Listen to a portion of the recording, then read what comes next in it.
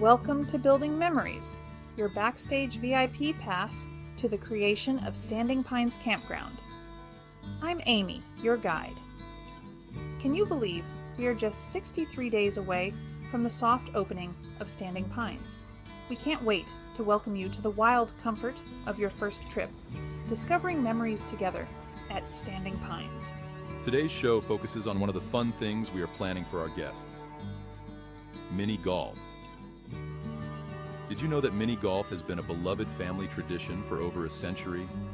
It all started in Scotland, and today we're excited about the possibilities of bringing that joy to Hartsville, South Carolina. We will also share construction updates and highlight planned progress over the next several weeks, so we can open for our early guests for soft open on October 15th. But before we get into the plans for mini golf at Standing Pines, let me remind you about our YouTube challenge. We're aiming to reach 250 subscribers by the end of August. If we hit that goal, 5 lucky families will win their very own personalized Forest Friends story. So hit that subscribe button, share this video, and leave a comment to enter. Now, who's ready for some mini golf fun? That's right, Standing Pines is getting its very own 9-hole mini golf course. Growing up in the Grand Strand, mini golf was more than just a pastime for my family. It was a cherished tradition.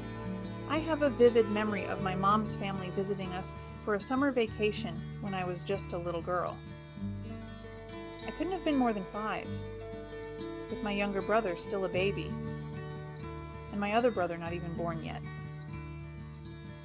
I remember sticking my tongue out in concentration, trying to get that little ball in the hole.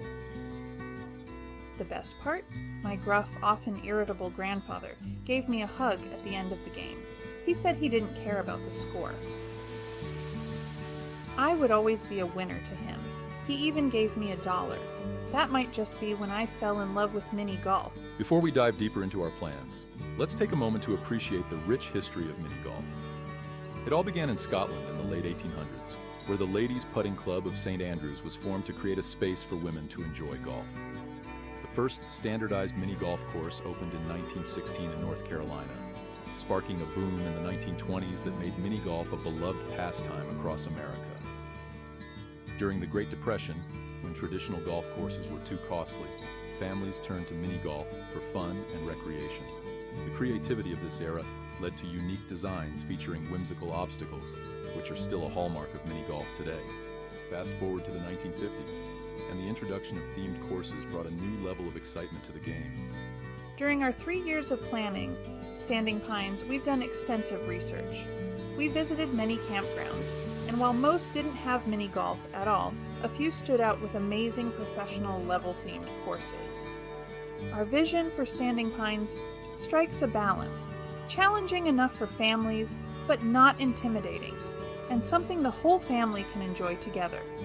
Our 9-hole course will be located in Recreation Area 1, right next to the Welcome Center and our custom in-ground resort-style pool, which can accommodate up to 250 guests. Here it is, mere steps from the Welcome Center and surrounded by fun ways for families to discover memories together. Not only will we have a sluice for gem mining and an outdoor covered dining area and a community fire pit, the mini golf is right by the pool. This should be great for families who might want to spend a full day with all the entertainment options right here, just in one of our recreation areas at Standing Pines. Picture this. You step out of the watering hole snack bar, ice cream cone in hand, and challenge your family to a round of mini golf before cooling off in the pool. The pool features 4 distinct zones: a splash area with beach entry for littles, a shallow, wet sunbathing area for adults, a 3-foot deep area for playing water games, and a deeper 5-foot area for those who really want to swim. That's the Standing Pines experience we're creating for you. And here's the really exciting part. Our course will be themed around the first Forest Friends story, Rascal Takes Responsibility. As you play through the holes, you'll follow Rascal Raccoon's adventure. At hole 1, you'll see how Rascal sneaks up on his friend Blaze Bobcat to surprise him awake on a sunny day. Each hole will feature story pages that bring these playful moments to life. We're collaborating with the fantastic team at miniaturegolfplans.com to bring this vision to life. Their passion for mini golf and expertise in creating regulation courses on a modest budget align perfectly with our goals. In fact, as you can see from these little snippets of the construction plan detail, our course should actually meet the requirements for competition play for mini golf. Won't that be fun? Not only will guests be able to play through the story of Rascal Takes Responsibility, our course will offer a great mix of challenge and joy. Now, we need your help. We're running a naming contest for our mini golf course. We've had some great suggestions already, like Rascal's Range and Pinecone Putts. But we know our creative Standing Pines community can come up with even more amazing ideas. Head over to our Facebook page to submit your Forest Friends inspired course name. We will be continuing to work hard to create this mini golf course during the soft open period from October 15th to November 31. We anticipate the full course being available for play in December 2024. We can't wait to see families making memories on our mini golf course, just like I did growing up. That sounds like a lot of fun. While visions of guests having a good time dance in our heads, let's talk about where we are now with construction. Last week we shared that we made the decision to pause outside construction due to the impacts of Hurricane Debbie. We also shared some safety tips for storms and for camping in storms. Here's hoping your family never needs those suggestions. Still, it may be worth checking out When Thunder Roars, Go Indoors for these thoughts before the next big storm. As Debbie passed and the rain quickly drained at Standing Pines, the team offered to return on Friday of last week to continue installing the underground utility systems.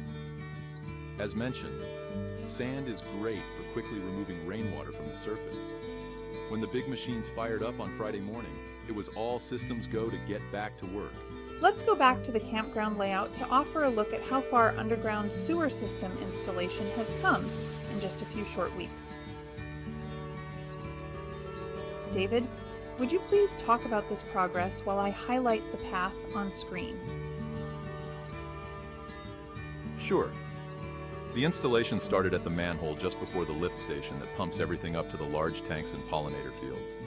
That means the first row of sewer lines went in along Standing Pines Loop for the premium back and RV campsites that will have a water view of our little lake.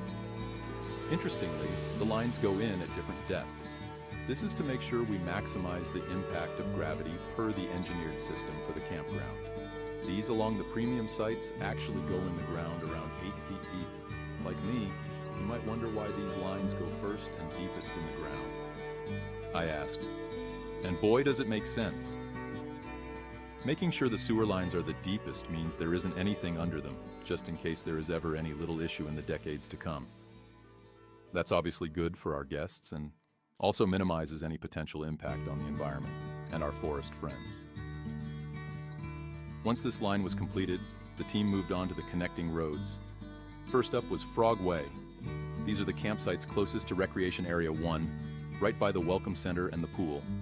When we open, these 4 sites shown as tiny cabins will be the initial sites for our 3 cabin rentals and the Safari glamping tent for those who want to try glamping. While I thought perhaps the team would continue up Spotted Turtle Way, getting the sewer lines in for the first row of our pull-through RV campsites, they actually split to divide and conquer. One team did get to work on Spotted Turtle Way. The other team moved over to Needle Leaf Lane, which changes to Full Pasture Lane as it crosses Baby Deer Drive, to lay these lines. This week, we anticipate lines being laid for Vixen Den Way, Painted Butterfly Way, and Conifer Way. We may be able to get all sanitation lines completed, even for the other 2 sides of Standing Pines Loop this week. If not, the work for the next layer of underground utilities, stormwater, then later water, power, and internet, can go in for the campsites along the future roads already have their sanitation system installed. Thank you for stepping through that level of detail. I have a question for our viewers. Is this helpful? Would you like us to continue breaking down progress in this level of detail? Let us know in the comments. Now, with progress in mind, let's move inside to check out progress inside the Welcome Center. As a reminder, we were able to continue some work inside last week while outside work paused for safety. Last week, I shared this footage of the crew beginning the installation of the hurricane safety ties for the lights. Now, in this video, you can see just how many ties were installed. The other big visual change inside is the addition of the interior doors. We are thinking about painting the interior doors a nice bright white to match the trim. Would you go with white, or would you consider some other pop of color for the doors? Let us know in the comments.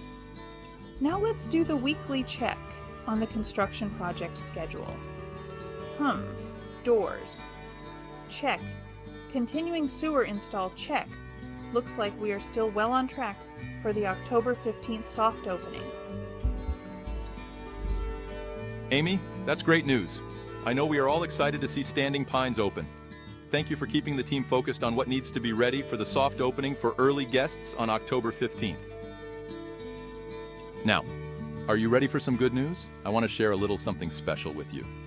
One of the best parts of this past week was getting to see the art for the next Forest Friends book. That's right. Rebecca Powell, the illustrator for the series, completed the artwork for the cover and the chapter icons. Amy let a few of us get an early look at the art. Wow.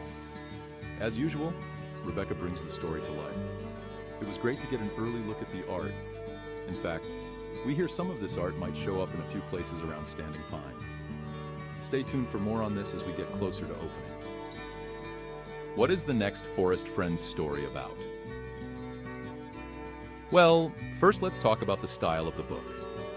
The first book, Rascal Rake's Responsibility, is an illustrated storybook intended for early readers. The new book, which will be available on Amazon soon, takes Forest Friends readers deeper into the heart of the Standing Pines forest.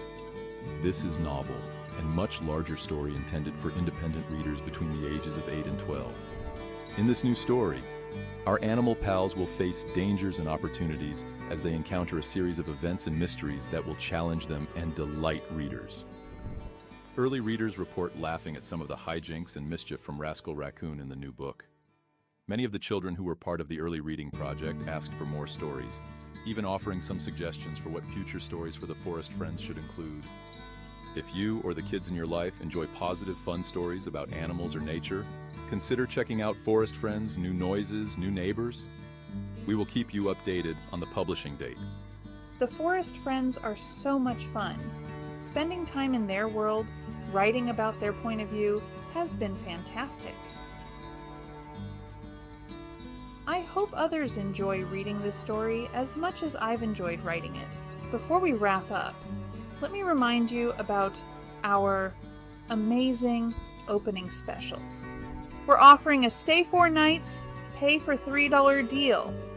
Perfect for an extended weekend getaway. For our military heroes, we have a special discount just for you. And here's our showstopper. 28 nights for just $999.